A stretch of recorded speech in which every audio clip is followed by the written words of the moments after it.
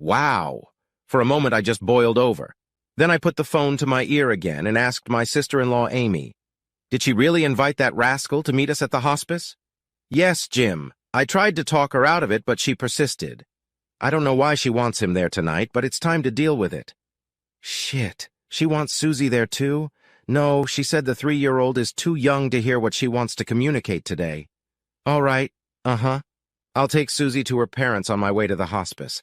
I'll see you there in about 30 minutes.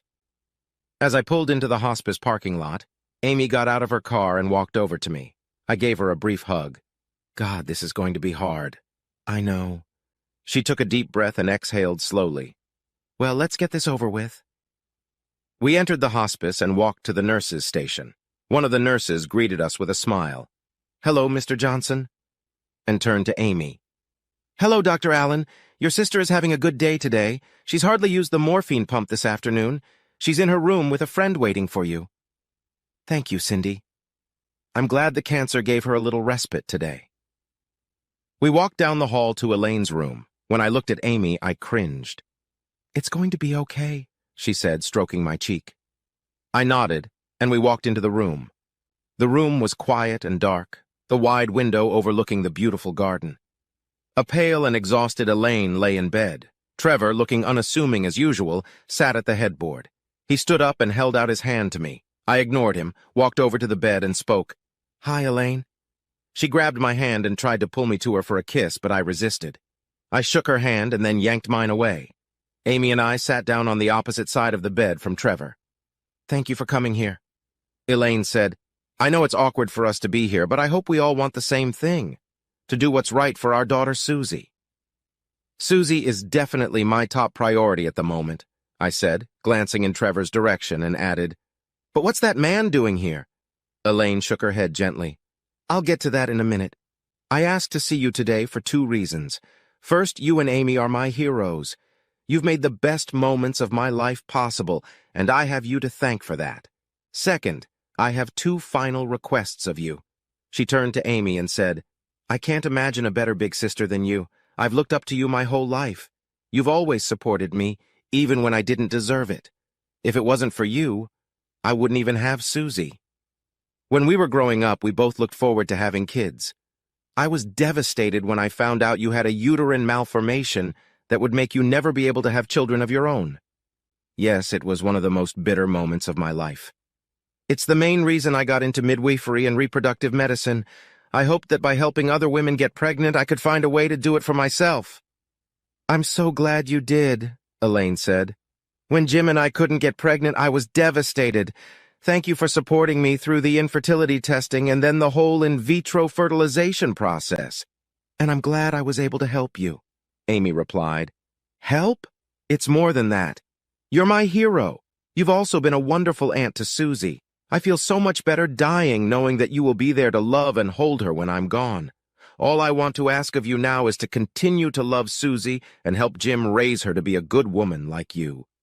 Amy sobbed and took Elaine's hand. Of course it is. I'll never stop loving Susie and helping Jim. Elaine turned to me and said, That was the easy part. What I want to ask of you is much more complicated. I know that my relationship with Trevor has hurt you terribly. I threw her a look full of annoyance and replied, Yeah, you could say that. You broke my life, and for what? I still don't understand why you cheated on me with him in the first place. Elaine stared at her lap. Anyway, I went a little nuts when we were struggling to get pregnant. Even though Amy said your sperm count was perfectly fine, I didn't quite believe her. I looked at Amy, who only shrugged her shoulders. I was desperate and willing to try anything. Elaine continued. Trevor was working in the office next door, and one day, during lunch, he saw me crying. She looked at Trevor and smiled. Trevor was so sweet. He held my hand while I cried, and eventually I told him about our fertility issues. Over the next few months, we became pretty close friends. I snorted and rolled my eyes. I know it was irrational, but I thought that maybe there was a tiny chance that if you couldn't put me down, then let someone else do it. Trevor volunteered to help. I looked at Trevor and then at Elaine with an expression of utter disgust. Yeah, he should have volunteered. So instead of relying on your sister's medical knowledge or asking your husband for help, you went to bed with the creep. You make it sound so dirty. Elaine grimaced. At first, sex was just a way to increase my chances of getting pregnant. But somewhere along the way, Trevor and I fell in love. It was amazing. I was loved by two wonderful men at the most difficult time of my life. I wanted to find a way to keep you both. What made you think I would ever agree to that? I asked. I was afraid you would divorce me when you found out, but you didn't. You became my hero for putting up with the whole damn IVF circus with me. And when I finally got pregnant, you were just as excited as I was.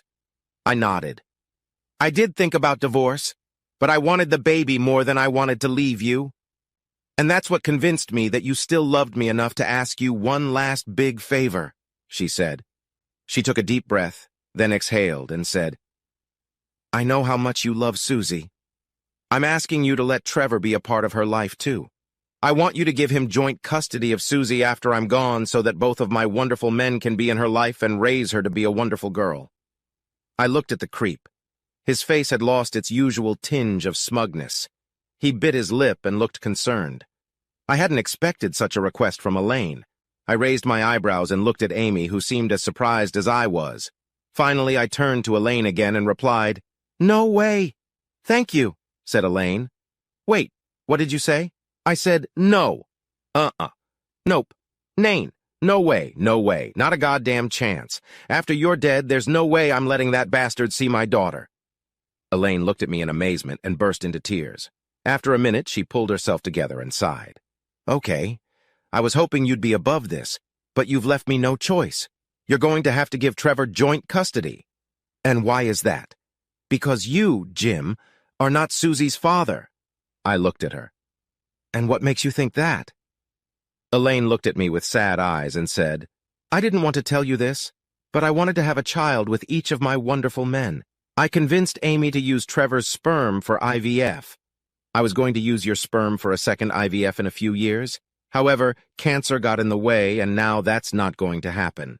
I turned to Amy and raised my eyebrows. She nodded. Yes, that's what she asked me to do. I'm sure the DNA test will confirm my parental rights to Susie, Trevor smirked. Actually, Trevor, a DNA test won't do anything for you, Amy replied. Trevor looked stunned. Why? It's very simple, said Amy. Elaine tried to convince me to use your IVF material. However, all she convinced me of was what assholes you both are. Amy turned to her sister again and said, I've had your back your whole life. I covered for you when you wrecked Dad's car, gave you antibiotics, and gave you a loan when you and Jim couldn't afford IVF. Elaine hung her head. You're right, without you. IVF would never have happened. It wouldn't have fucking happened, Amy snarled. I was happy to help because that's what sisters do for each other. But you crossed the line when you asked me to betray Jim like that. It was beyond selfishness. It was pure evil. So you didn't use Trevor's sample? Hell no, snorted Amy. It went in the trash with the rest of our clinic's medical waste. The only materials involved in your IVF was Jim's. Elaine gasped, then screamed, You bitch! Why did you do this to me? And why did you do that to Jim? Amy grinned. Elaine struggled to find the words. Well, at least I have a baby. Unlike you, I'm not a genetic dead end.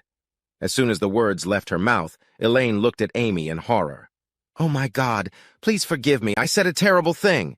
That's right, dearie. Amy grinned. It's a cruel thing to say to any childless woman. But it didn't hurt me at all because it's not true. What do you mean, that you're not Susie's mother?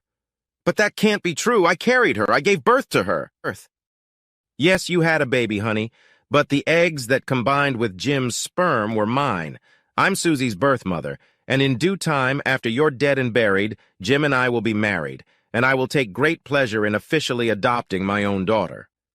I looked at Elaine.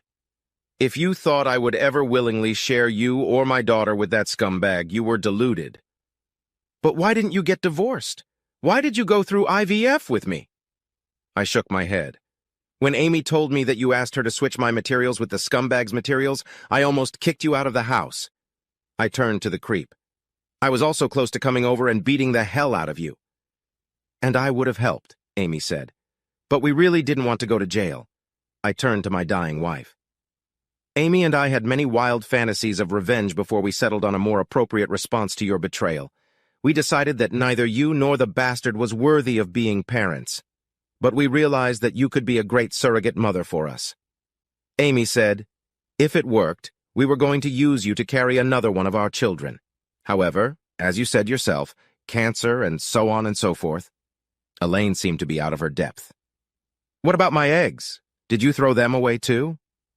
No, I didn't, Amy said reproachfully, although I came damn close to doing so. They are currently safe and sound in our clinic's freezer and labeled as an anonymous donation.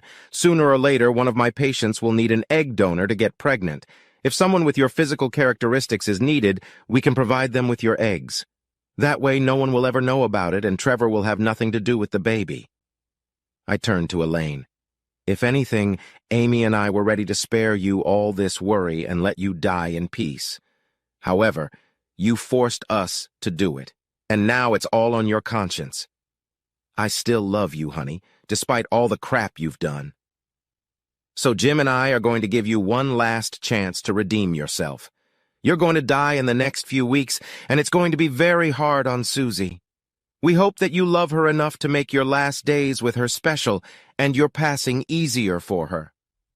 I took Amy's hand and then turned to Elaine again. When Susie gets older, she will probably want to know more about the story of her birth.